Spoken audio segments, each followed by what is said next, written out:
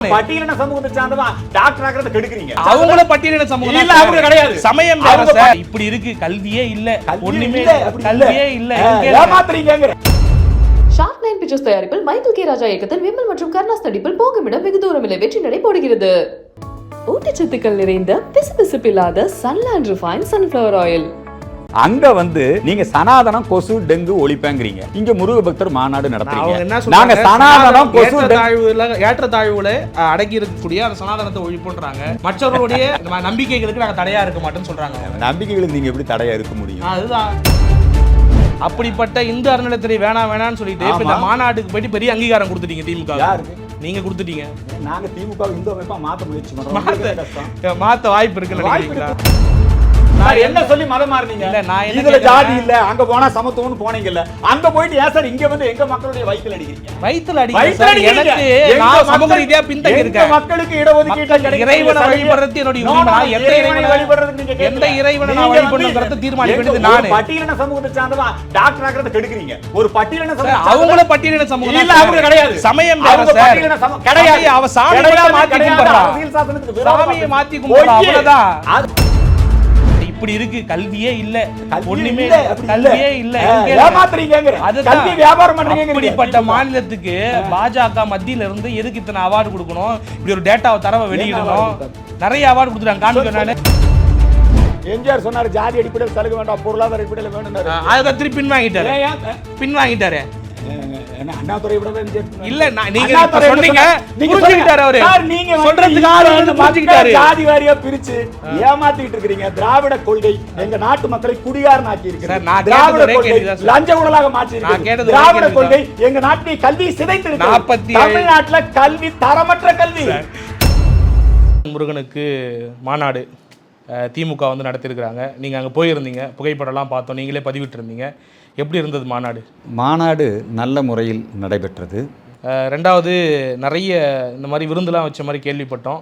18 வகையில் விருந்துலாம் போட்டாங்க இந்த மாதிரி மாநாட்டில். சிறப்பாக வெளிநாடுகளிலே இருந்து தமிழர்களுடைய விருந்துபச்சாரம் என்பது தலைச்சிறந்த ஒரு பண்பாடு. அதில் இந்து சமய அறநிலையத்துறையின் சார்பிலே 2500க்கும் மேற்பட்டோர் பிரதிநிதிகளாக பங்கெடுத்து கொண்டிருக்கிறார்கள். பல பிரதிநிதிகள் வெளிநாடுகளிலே இருந்து வந்தவர்கள். அவர்களுக்கு தமிழருடைய பாரம்பரிய மரபுப்படி அந்த விருந்துபச்சாரம் நடைபெற்று இருக்கிறது. அதில் இத்தனை ஐட்டம் இருந்தது, அத்தனை ஐட்டம் இருந்தது, அது பற்றி கவலை இல்லை. நம்முடைய முறை என்னவோ அதை அவர்கள் சிறப்பாக செய்யலாம். நல்லா இருந்தது சார். நீங்கள் ஏதாவது வாய்ப்பு கிடைச்சி? நான் அதில் விருந்துபச்சாரத்தில் குறிப்பாக நான் 1 மணி நேரம் தான் அந்த நிகழ்வில் இருந்தேன்.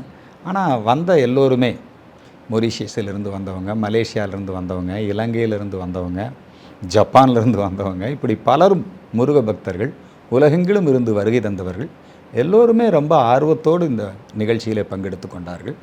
இது ஒரு நல்ல விருந்துபச்சாரமாகவும் இருந்தது. அதில் நீங்கள் இந்த விருந்துபச்சாரம் என்பது வெளிநாட்டு பேராளர்கள் அல்லது மாநாட்டிலே கலந்து கொண்டு இருக்கின்ற பிரதிநிதிகளுக்காக நடைபெற்றது. அன்னதானம் என்பது ஏறத்தாழ 1.5 லட்சம் மக்களுக்கு அங்கே அன்னதானம் வழங்கப்பட்டிருக்கிறது. அதெல்லாம் அந்த மக்கள் நிறைய பயனடைந்திருக்காங்க. சார், இப்போ சொல்லுங்கள், என்ன மாதிரி நிலைப்பாட்டில் இருக்கீங்க? திமுக இந்து விரோத கட்சியா? திராவிட முன்னேற்றக் கழகம் இன்றும் நாங்கள் சொல்கிறோம். அவங்க சனாதனத்தை ஒழிப்போம் என்று நடைபெற்ற மாநாட்டிலே மாண்புமிகு அமைச்சர் உதயநிதி அவர்கள் பங்கெடுத்து சனாதன தர்மத்தை கொசு டெங்கு என்றெல்லாம் அவர்கள் விமர்சனம் செய்தது அது இந்து விரோத கட்சி என்பதை, சனாதனத்தை ஒழிக்கின்ற கட்சி என்பதை அவர்கள் பறைசாற்றி கொண்டுதான் இருக்கிறார்கள். இது இந்து சமய அறநிலையத்துறையின் சார்பிலே இறை நம்பிக்கை உள்ள அமைச்சர் சேகர்பாபு அவர்கள் இந்த மாநாட்டை ஒரு நல்ல முன்னின்று சிறப்பாக நடத்தி இருக்கிறார். அதற்கு முதலமைச்சரும் அங்கீகாரம் கொடுத்திருக்கிறார். இது அவர்களுடைய இரட்டை நிலைப்பாட்டை தான் காட்டுதே ஒழிய எங்களுடைய நிலைப்பாடு மிக கிளியர். திமுக ஒரு இந்து விரோத கட்சி தான். அதை அவர்களே டிக்ளேர் பண்ணியிருக்காங்க. இன்றளவும் எல்லா பண்டிகைக்கும் வாழ்த்து சொல்லக்கூடிய அவர்கள் இந்து பண்டிகைகளுக்கு வாழ்த்து சொல்வதில்லை. அது விநாயகர் சதுர்த்தியாக இருக்கலாம், கிருஷ்ண ஜெயந்தியாக இருக்கலாம். இன்னும் அந்த நிலைப்பாட்டில் இருந்து மாறவில்லை. அப்படி இந்து விரோத கட்சியா இருக்கக்கூடிய திமுக தலைமையேற்று நடத்தக்கூடிய அந்த மாநாட்டுக்கு நம்ம போக வேண்டிய திமுக தலைமையேற்று நடத்தல. திமுக அரசாங்கம் இந்து சமய அறநிலையத்துறை ஒரு அரசாங்கம் இந்து சமய அறநிலையத்துறை முருக பக்தர்களை ஒன்றிணைக்கிறது. அதற்கு முந்தைய சூழ்நிலை என்னங்கிறத நீங்கள் பார்க்கணும். அதற்கு முந்தைய சூழ்நிலை என்ன? அறநிலையத்துறையிலே ஆலோசகராக இவர்களால் நியமிக்கப்பட்ட சுக்கி சிவம் என்ன சொல்லுகிறார்? முருகன் வேறு, சுப்பிரமணியன் வேறு. முருகனை அவர் குறிஞ்சி நில கடவுளை ஆரிய கடவுளாக மாற்றிவிட்டார்கள். பழனியிலே இருப்பது முருகன் அல்ல, அது சித்தர் கோயில். அதே மாதிரி நம்முடைய குலதெய்வ வழிபாடு இதெல்லாம் கூடாது, இப்படியெல்லாம் அவர் சர்ச்சைக்குரிய வகையிலே பேசி வந்தார். ஆகவே அவருடைய சர்ச்சைக்குரிய அந்த கருத்தை நாங்கள் எதிர்க்கின்றோம். அந்த நிகழ்ச்சியிலே அறநிலையத்துறை அமைச்சர் பங்கெடுத்துக் கொண்டதை நாங்கள் கண்டிக்கின்றோம்.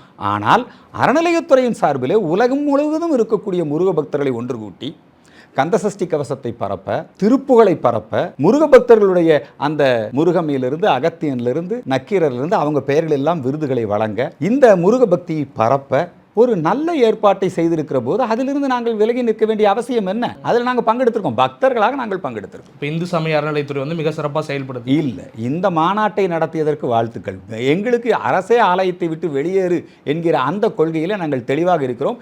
எங்களுடைய சமயத்திலே கோயில்களிலே அரசியல் மற்றும் அரசாங்கம் இருக்கக்கூடாது. எப்படி நீங்கள் வக்ஃப் போர்டு வச்சிருக்கீங்க, அவங்களுடைய மத வழிபாட்டு தலங்களை அவர்களே நிர்வாகம் செய்கிற பொழுது, கிறிஸ்தவர்கள் அவர்களுடைய மத வழிபாட்டு தலங்களை சர்ச்சுகளே நிர்வாகம் செய்கிற பொழுது, எங்களை மட்டும் அரசியல்வாதியும் அரசாங்கமும் ஏன் நிர்வாகம் செய்ய வேண்டும்? ஒரு சுயேட்சையான அறவோர் வாரியத்திடம் ஒப்படையுங்கள், செய்யுங்கள் என்பது எங்களுடைய கோரிக்கை, நியாயமான கோரிக்கை. அதை அனைவருமே கொள்கை அளவில் ஒப்புக்கொள்ளக்கூடிய அந்த கோரிக்கை. ஆனாலும் இந்த கவர்மெண்ட், அது டிஎம்கே கவர்மெண்ட்டாக இருக்கலாம், ஏடிஎம்கே கவர்மெண்ட்டாக இருக்கலாம், அறநிலையத்துறை மூலமாக ஆலயங்களை அவர்கள் கையகப்படுத்தி வைத்துக்கொண்டு நிர்வாகம் செய்வது ஏற்புடையது அல்ல என்பது எங்களுடைய நிரந்தரமான கருத்து.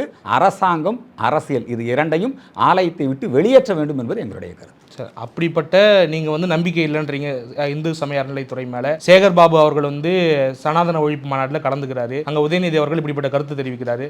அவங்க நடத்தக்கூடிய, அதாவது அந்த அரசாங்கம் ஏற்று நடத்தக்கூடிய ஒரு இடத்துக்கு போக வேண்டிய கட்டாயம் எங்கிறது? கட்டாயம் இல்லை, அவசியம் எங்கிறது? அது தேவை. அழைப்பு கொடுத்துருக்காங்க. என்னங்க உங்க கூட இருக்கவங்க வருத்தப்படலையா? யாரும் வருத்தப்படலையே, எல்லாரும் சந்தோஷப்பட்டாங்க. ஆனா விளம்பரங்கள் வேணா பண்ணாங்க. முதலமைச்சருடைய உத்தரவின் பேர்ல நடக்குது. முதலமைச்சருடைய உத்தரவின் பேர்ல இல்ல, முதலமைச்சர் அதற்கு வாழ்த்து, அதை கலந்து கொண்டு எங்களுடைய ஆட்சி, நாங்கள் அறநிலையத்துறை மூலமாக இத்தனை கோயிலுக்கு கும்பாபிஷேகம் பண்ணியிருக்கோம். நாங்கள் யாருக்கு முதலமைச்சர் இசைவு கொடுக்காம நடக்க முடியாது இல்லையா? அதெல்லாம் அது உண்மைதான், இசைவு கொடுத்தா நடத்திருக்காரு. அப்போ முதலமைச்சருடைய இசைவு கொடுத்து அவர் நடத்திட்டார் அப்படிங்கிறதுனால முதலமைச்சருடைய மற்ற விஷயங்கள், அவர் பேசக்கூடிய இந்து விரோத கருத்துக்கள், அவர் இந்துக்களை பாரபட்சமாக நடத்துவது, அதை எப்படி நாங்கள் ஒத்துக்க முடியும்? இவ்வளோ பெரிய மாநாடு நடத்துறாரு, அந்த மாநாடு இந்து சமய அறநிலையத்துறை அமைச்சர் அங்கே இருக்கிறாரு. நீங்கள் இந்து சமய அறநிலையத்துறை அமைச்சர் முதல் முறையாக முருக பக்தர்களை ஒருங்கிணைக்கின்ற ஒரு பணியை செய்திருக்கிறார். அவர் அந்த பணியை செய்த உடனேயே வீரமணி எதிர்ப்பு தெரிவிக்கிறார், வெங்கடேசன் எதிர்ப்பு தெரிவிக்கிறார், கம்யூனிஸ்டுகள். அதே போல் இவங்க விடுதலை சிறுத்தைகள் எதிர்ப்பு தெரிவிக்கிறார். ஆனால் இவர் தன்னுடைய பணியை செய்திருக்கிறார். திமுக எதிர்ப்பு தெரிவித்தாங்களா? திமுக யார் எதிர்ப்பு தெரிவித்தாங்க? அப்புறம் என்ன பிரச்சனை? திமுக அப்புறம் இந்துக்களுக்கு எதிராக இருக்குன்ற ஒரு சொல்லாடலிங்க சார். இந்த ஒரு மாநாடு நடத்துனதுனாலேயே திமுக இல்ல, நீங்க போயிட்டு அதுக்கு அங்கீகாரம் கொடுத்துருக்கீங்க சார். தமிழ்நாட்டில் முருக பக்தர்களை புறக்கணித்து விட்டு நீங்க இங்க ஒரு அமைப்பு நடத்த முடியாது. நம்முடைய திமுகவினுடைய நிறுவன தலைவர் சி.என். அண்ணாதுரை அவர்கள், அவர் திராவிடர் கழகத்தில் இருந்து வெளியே ஈவேராவை எதிர்த்து திராவிடர் கழகத்தோடு முரண்பட்டு திமுகவை துவக்குகிறார். துவக்கிய உடனே என்ன சொல்லுகிறார்? எங்க கொள்கை வேற, அவங்க கொள்கை வேற இல்லை, நாங்க இரட்டை குழல் துப்பாக்கி, தலைவர் பதவி காலியாக தான் இருக்கு, ஈவேராவுக்காகத்தான் இருக்குன்னாரு. அதற்கு பிறகு ஜனநாயக அரசியல், தேர்தல் அரசியலுக்கு வருகிற பொழுது சி.என். அண்ணாதுரை அவர்கள் என்ன சொன்னார்? நாங்கள் நாத்திக கொள்கைகளை வலியுறுத்த மாட்டோம், நான் ஒன்றே குலம் ஒருவனே தேவன். புரியுதுங்களா? பிள்ளையாரையும் நான் வழிபடவில்லை, பிள்ளையாருக்கு தேங்காயும் நான் உடைக்கவில்லை. இப்படியெல்லாம் அண்ணாதுரை ஒவ்வொன்றாக அந்த திராவிட கொள்கைகளை கைவிட்டு திமுகவுக்கென்று தனி பாணியை உருவாக்கினார். திக வேறு, திமுக வேறு. புரியுதுங்களா? அப்ப திமுக இந்து விரோத கட்சி இல்லை, திமுக இந்து விரோத கட்சின்னு தான் இதுவரைக்கும் அவங்க இருக்கிற நடவடிக்கை. ஒன்றே குலம் ஒருவனே தேவன் சொல்லிட்டாங்க. ஒன்றே குலம் ஒருவனே தேவன் சொன்னாங்க. ஆனா இந்துக்கள் பாதிக்கப்படுகிற பொழுது இந்துக்கள் அவர்கள் பாரபட்சமாக நடத்துகிறார்கள், மாற்றாந்தாய் மனப்பான்மையோடு நடத்துகிறார்கள் எங்களுடைய குற்றச்சாட்டு. எந்த விஷயத்துல சார்? எல்லா விஷயத்திலையும். ஒரு வாழ்த்தே சொல்லலையே. ஏன் இந்துக்கள் மனிதர்கள் இல்லையா? நீங்க சார் திமுகவா சொல்ல வேண்டாம் சார். நீங்க திமுக, நீங்க முதலமைச்சரா இருக்கீங்களா, நீங்க பொதுவான ஆள் தானே, ஏன் சொல்றதுக்கு என்ன? அப்ப நீங்க என்ன, உங்களுக்கு ஏன் இந்த பாரபட்சமான பார்வை? இப்போ இதுலயே தெரியுது. இந்த வாழ்த்து சொல்வது மட்டும் அல்ல, எல்லா இடங்களிலுமே அது மட்டும் அல்ல, எல்லா இடத்துலையுமே அவங்க போய் அந்த வாழ்த்து சொல்லல. அப்புறம் அடுத்த விஷயத்துக்கு வர்றேன். அந்த வாழ்த்து அடுத்த விஷயத்துக்கு வர்றேன். 6 வாட்டி முதலமைச்சர் ஆயிருக்காங்க திமுக. யாருங்க? 6 வாட்டி முதலமைச்சர் ஆயிருக்காங்க திமுகவுல இருந்து. 5 வாட்டி கலைஞர் முதலமைச்சர் ஆயிருக்காரு. எம்ஜிஆர் முதலமைச்சர் ஆகலையா? ஆயிருக்காங்க. நான் என்ன கேக்குறேன், நீங்க திமுக வந்து வாழ்த்து சொல்லன்னு சொல்றீங்க, வாழ்த்து சொல்லாம தான் ஆயிருக்காங்க. ஆன்மீகம் பேசாம இங்க அரசியல் பண்ண முடியாதுன்னு சொல்றீங்க. அப்புறம் ஏன் முருகபக்தர் மாநாடு நடத்துறாங்க? அதுதான் சார், அவங்க கொள்கையில இருந்து இறங்கி வந்திருக்காங்களா இல்ல நாங்க எங்க கொள்கையில இருந்து இறங்கி போயிருக்கோமா? அப்ப வாழ்த்து சொல்றாரு சார், நீங்க அவங்க என்ன தெரியுமா சொல்றாங்க, 1 கோடி இந்துக்கள் எங்க கட்சியில் இருக்காங்கங்கறாங்க. இன்னொரு இடத்துல 1 கோடி இருக்காங்கல்ல, இப்போ இருக்காங்க சார். நீங்க ஏன் சார் இவ்வளவு குழப்பத்தை ஏற்படுத்துறீங்க? அங்க வந்து நீங்க சனாதனம் கொசு டெங்கு ஒழிப்பேங்கிறீங்க, இங்க முருகபக்தர் மாநாடு நடத்துறீங்க. நாங்க சனாதனம் கொசு ஏற்றத்தாழ்வுகளை அடக்கி இருக்கக்கூடிய அந்த சனாதனத்தை ஒழிப்புன்றாங்க. மற்றவர்களுடைய நம்பிக்கைகளுக்கு நாங்க தடையா இருக்க மாட்டோம்னு சொல்றாங்க. நம்பிக்கைகளுக்கு நீங்க எப்படி தடையா இருக்க முடியும்? அதுதான், நீங்க நம்பிக்கைகளுக்கு தடை இல்ல, நீங்க இந்த நம்பிக்கைகளை மீது குழப்பத்தை ஏற்படுத்தி நீங்க இன்னொரு சமயத்துக்கு மட்டுமே ஆதரவு அப்படிங்கிற அந்த நிலைப்பாட்டில் நீங்க இருக்கீங்க. அது வந்து விரோதமான போக்கு. அந்த மாதிரி எதுவுமே இல்லன்னு நீங்க எப்படி சொல்றீங்க? நாங்க சொல்றோம் இல்லைங்க. திமுக சமூக நீதி யாருக்காக பேசுறாங்க? என்ன சமூக நீதி? சமூக நீதினா என்ன சொல்லுங்க. ஏன் எங்களுக்கு சமூக நீதி இல்லையா? அதுதான் கேக்குறேன். ஏன் முஸ்லிம்களுக்கு மட்டும் தான் சமூக நீதியா? ஏன் சார் எங்களுடைய ரெண்டு யாருக்காக கொண்டு வந்து எதுக்காக ரிசர்வேஷன் யாருக்காக கொண்டு அந்த ரிசர்வேஷன் புடிங்க அவனுக்கு கொடுக்குறேன். யார்கிட்ட கொடுத்தாங்க? மதம் மாறிய கிறிஸ்தவர்களுக்கு நீங்க கொடுக்குறீங்க சார். இப்ப சமூக, அதாவது இது அம்பேத்கர் கொள்கைக்கு விரோதம் இல்லையா? சமூக ரீதியாக சார், இவங்க என்ன சமூக ரீதியா பின்தங்கி இருக்கிற மக்கள் யாரு? அதுதான் நீங்க யாரு? நீங்க சொல்லுங்க. யாரு? நீங்க சொல்லுங்க. எங்க பட்டியலின மக்களுக்கான சலுகையை நீங்க மதம் மாறணும்னு கொடுக்குறீங்க. எங்க கொடுத்துருக்காங்க சொல்லுங்க. கொடுத்துருக்காங்க. திமுக அதான் செஞ்சது, இப்போ அதான் செஞ்சுக்கிட்டு இருக்குது. இப்போ சார், எங்களுடைய பட்டியலின மக்களுடைய சலுகையை பிடுங்கி அவங்களும் பட்டியலின சமூகம். அவங்க பட்டியலின சமூகம். சமயம்ங்கிறது அவரவர் சார்ந்த ஏற்றத்தாழ்வு இருக்குது. நீங்க இங்க சமயம் அவரவர் சார்ந்தது இல்ல, கிடையாது. இங்க சார், நீங்க என்ன சொல்லி மதம் மாறீங்க? எந்த இறைவனை சொல்லி மதம் மாறினாரு? நான் என்ன சொல்லி மதம் மாறினீங்க? இதுல ஜாதி இல்ல, அங்க போனா சமத்துவம்னு போனீங்கல்ல, அங்க போயிட்டு ஏன் சார் இங்க வந்து எங்க மக்களுடைய வயித்துல அடிக்கிறீங்க? வயித்துல அடிக்கிறீங்க. எனக்கு நான் சமூக ரீதியா பின்தங்கி இருக்கேன். மக்களுக்கு இடஒதுக்கீடு கிடைக்கும். இறைவனை வழிபடுறது என்னோட உரிமை. நான் எந்த இறைவனை வழிபடுறது, நீங்க எந்த இறைவனை நான் வழிபடணும்ங்கறத தீர்மானிக்க வேண்டியது நான். பட்டியலின சமூகத்தை சார்ந்தவா டாக்டர் ஆகறத கெடுக்குறீங்க. ஒரு பட்டியலின சமூகம் அவங்கள பட்டியலின சமூகம் இல்ல, அவங்க கிடையாது. சமயம் வேற சார். கிடையாது. அவ சாமியை மாத்தி கும்பிடுறா. அரசியல் சாசனத்துக்கு விரோதமா சாமியை மாத்தி கும்பிடுறா, அவ்வளவுதான். ஆனா அவங்க சமூக ரீதியா பின்தங்கி இருக்கறாங்க. நீங்க எப்படி தீர்மானிக்கலாம்? நீ இததான் சட்டம் இறைவனை தான் தீர்மானிக்கிறது. விரோதம், திருட்டுத்தனம். அதெல்லாம் கிடையாது. திருட்டுத்தனம். நீங்க பாத்தீங்களா எவ்வளவு அழகா ஏமாத்துறீங்க எங்க மக்களை?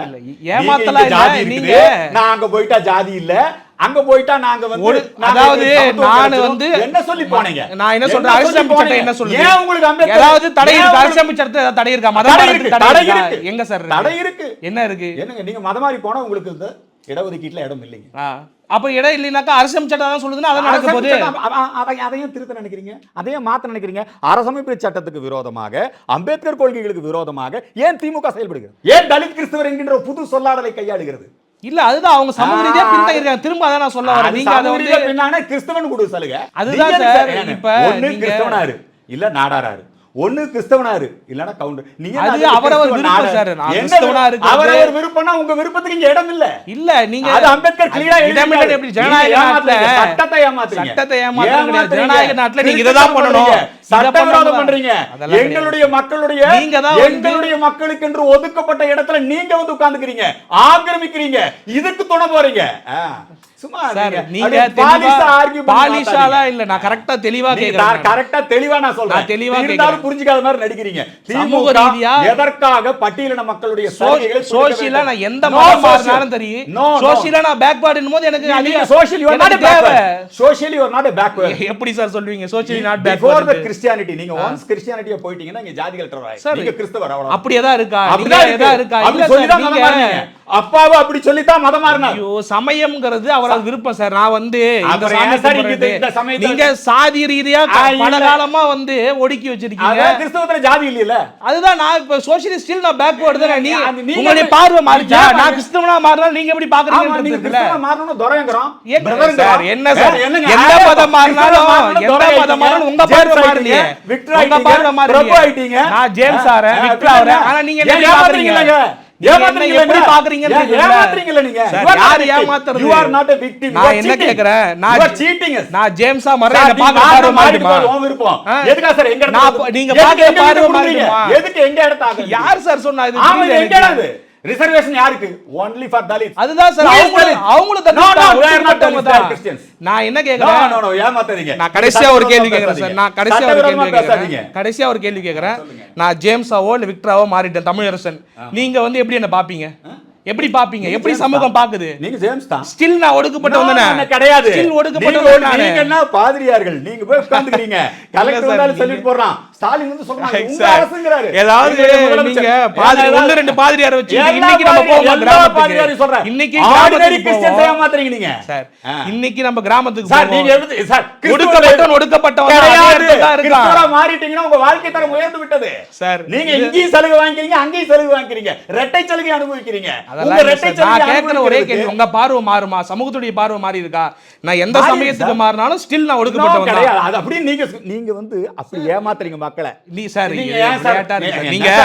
நீங்க கிராமத்துக்கு போய் பாருங்க, எந்த ஒரு கிராமத்துக்கு போய் பாருங்க. இப்ப நீங்க தமிழரசு நீங்க நான் கேக்குறேன், நான் ஜேம்ஸா மாட்டினா என்ன ஊருக்குள்ள எடுத்தாந்து நடு வீட்டுல பக்கத்துல 2 வீட்டுக்கு நடுவுல உயர் சாதியில் வாழக்கூடிய இடத்துல குடி அமர்த்திடுவீங்களா? எங்க நீங்க அதுதான் நான் கேக்குறேன், எங்க இருக்கீங்க நீங்க?